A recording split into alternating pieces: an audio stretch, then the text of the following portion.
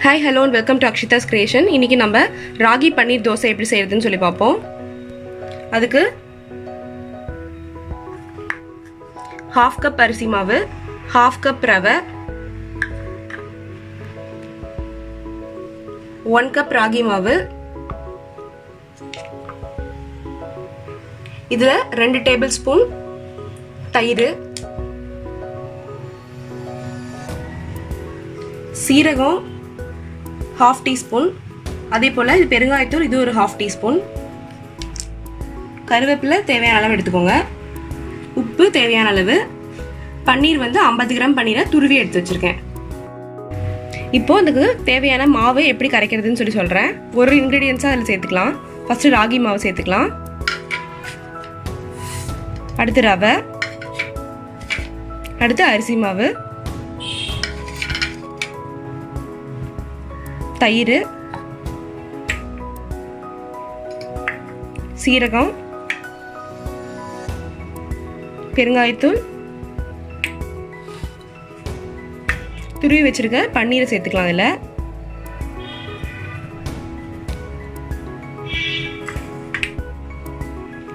Next salt வந்து தேவையான அளவு சேர்த்துக்கோங்க. இது எல்லாத்தையும் வந்து நம்ம தண்ணி ஊற்றி தோசை மாவு பதத்துக்கு கரைச்சிக்கோங்க. இப்போ தேவையான அளவு தண்ணி சேர்த்துக்கோங்க.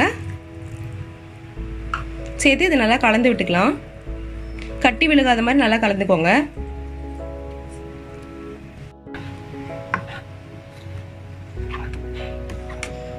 நான் ஃபஸ்ட்டு மெஷரிங் கப் காட்டினேன்ல உங்களுக்கு. சப்போஸ் மெஷரிங் கப் வீட்டில் இல்லாதவங்க நார்மலாக ஏதோ ஒரு கப் எடுத்துக்கோங்க. அந்த கப்பில் வந்து இப்போ ராகி மாவு ஒரு கப் ஃபுல் கப் எடுக்கிறீங்கன்னா அதில் 1/2 கப் வந்து ரவையும் அதுலேயே 1/2 கப் வந்து அந்த அரிசி மாவும் சேர்த்துக்கோங்க. இப்போ பாருங்கள், மாவு நல்லா கரைச்சாச்சு. இந்த கன்சிஸ்டன்சிக்கு தான் நம்ம கரைக்கணும், அப்போ தான் தோசை நல்லா வரும். இது நம்ம கரைச்சிட்டு ஒரு 1/2 மணி நேரம் ஊற வைக்கணும். 1/2 மணி நேரம் ஊற வச்சுட்டு அதுக்கப்புறமா தோசை ஊற்றலாம். இப்போ லாஸ்ட்டாக கருவேப்பிலை நம்ம சேர்த்து வச்சுருக்கோம்ல, அதை வந்து இதில் கலந்துக்கோங்க. இது வந்து குழந்தைங்களுக்குலாம் ரொம்ப பிடிக்கும் இந்த டிஷ்ஷு கண்டிப்பாக. ஏன்னா நம்ம பன்னீர்லாம் போட்டிருக்கோம். ராகி வந்து ரொம்ப ஸ்ட்ரென்த்தான ஒரு டிஷ்ஷு. ஸோ அதனால் கண்டிப்பாக எல்லோரும் வீட்டில் செஞ்சு பார்க்கலாம். நாங்கள் இப்போ 1/2 hour ஊற வைக்கிறோம். அதுக்கப்புறமா எப்படி இருக்குன்னு சொல்லி ஊற்றி காட்டுறோம். வாங்க தோசை எப்படி ஊற்றுறதுன்னு சொல்லி பார்ப்போம். தோசைக்கல்ல மீடியம் ஃப்ளேமில் வச்சு ஹீட் பண்ணிக்கோங்க. அதுக்கப்புறம் தோசை ஊற்றலாம். எண்ணெய் ஒரு 2 ட்ராப் விட்டு நல்லா தேய்ச்சிக்கோங்க தோசைக்கல்ல.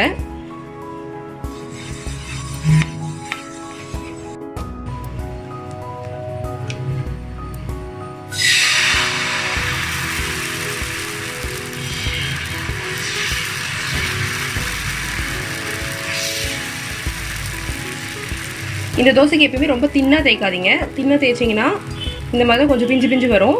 கொஞ்சம் லைட்டாக மொத்தமாகவே தேய்ச்சிக்கலாம்.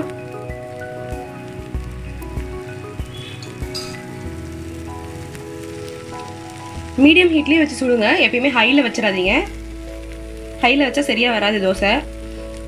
தோசைக்கல் மேலே எப்பயுமே எண்ணெய் அப்ளை பண்ணுறதுக்கு பதிலாக பெரிய வெங்காயம் அப்படி இல்லைன்னா சின்ன வெங்காயம் அதை வந்து 2ஆக கட் பண்ணிவிட்டு அதை வச்சுட்டு நல்லா அப்ளை பண்ணிங்க அப்படின்னா தோசை வந்து அடியில் ஒட்டாமல் நல்லா நீட்டாக வரும். இதுதான் உங்களுக்கு இன்னைக்கு உரிய டிப்ஸு. ஒரு சைடு நல்லா குக் ஆயிடுச்சு. இப்போ நம்ம திருப்பி போட்டுடலாம்.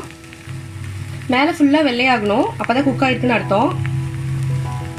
தோசையை திருப்பி போட்டுக்கோங்க.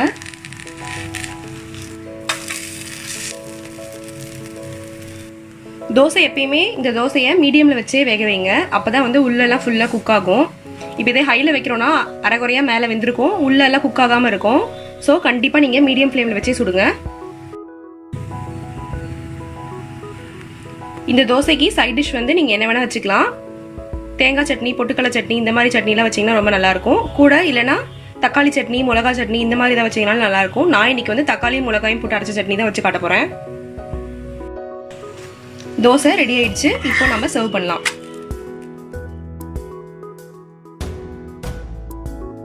நம்மளோட சுவையான ராகி பன்னீர் தோசை தயாராகிடுச்சு. ராகி வந்து ஒரு ஹெல்த்தியான டிஷ். ஸோ இது வீட்டில் வந்து பெரியவங்க சின்னவங்கன்னு எல்லாருமே இதை சாப்பிட்லாம். எல்லோரும் உங்கள் வீட்டில் கண்டிப்பாக ட்ரை பண்ணி பாருங்கள். ரொம்பவே டேஸ்ட்டாக இருக்கும் இந்த டிஷ்ஷு. சமைச்சு பார்த்துட்டு எப்படி இருந்துச்சுன்னு சொல்லி உங்கள் கமெண்ட்ஸ் எங்களுக்கு கொடுங்க. இன்னும் உங்களுக்காக நிறைய வீடியோஸ் காத்துட்ருக்கு. எங்களோட சேனல் இன்னும் சப்ஸ்கிரைப் பண்ணலன்னா எல்லாம் சப்ஸ்கிரைப் பண்ணுங்கள். அந்த நோட்டிஃபிகேஷன் பட்டனையும் கிளிக் பண்ணுங்கள். உங்களோட ஃப்ரெண்ட்ஸ், உங்களோட ரிலேட்டிவ்ஸ் எல்லாத்துக்கும் எங்களோட சேனல் பற்றி ஷேர் பண்ணுங்கள். தேங்க்ஸ் ஃபார் வாட்சிங். Keep supporting us.